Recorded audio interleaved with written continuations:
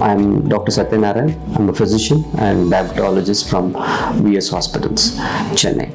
Today, I'm going to talk about what is diabetes, what are the types of diabetes, and how we're going to diagnose diabetes. What is diabetes? Diabetes is increase with, or we call say that increase in blood sugar levels. That means if the body is not able to secrete enough insulin, the blood sugar levels goes high.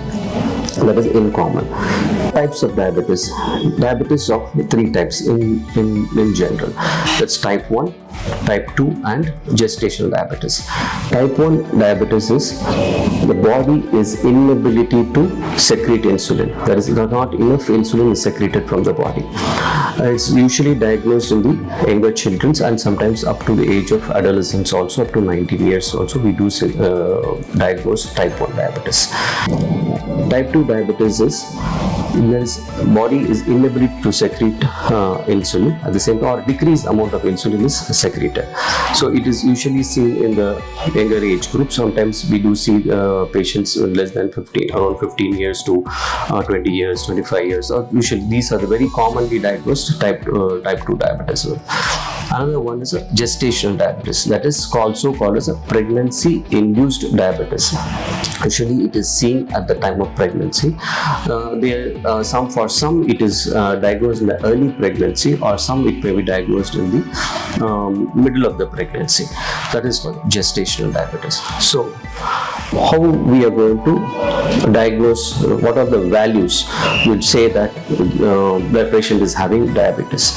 So when we say that patient is having diabetes, if you check a blood sugar, that empty stomach, that is fasting blood sugar, which is called, is anything above 126, or postprandial, that is after 2 hours after a meal, if it is more than 200, the patient is having diabetes.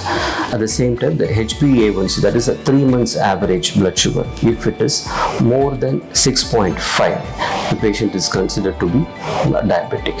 Suppose it is something called a borderline diabetes. If any patients who are blood sugars between 100 to 125, that's the fasting levels, or postprandial levels anything between 140 to 199, they are considered to be having a borderline diabetics.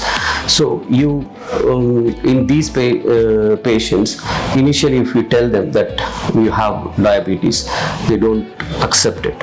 So if at all they don't accept it, you can always ask them to recheck it one more time, and then we can confirm the diagnosis. So what are the symptoms of diabetes? That's very important. Patients always don't come with the typical textbook description of increased thirst, increased hunger, or increased appetite. That is most commonly symptoms of diabetes, but sometimes not all the patients comes with these kind of symptoms. Sometimes some patients may come with a generalized weakness. Sometimes in a male, in younger males, very common symptoms which we see is called as a melanoposthitis. That is there is a small infection in their private parts. At the same time, the females also comes with the similar complaints. So that is one part of it. Or some of them will come with infections, uncontrolled infections. There's a small trauma they may happen. The wound may not be healing, or there is a small infections in that part of it, or pus formation in that form. We try to when we see the blood sugar levels, blood sugars goes high. So that is how the newly detected diabetic patients are there. And when it comes to gestational diabetes, as I told you, it is usually very common in pregnancies. That is, sometimes we diagnose within the early pregnancy, or sometimes in the mid pregnancy, or even sometimes it comes in the third trimester of the pregnancy. That's called the gestational diabetes.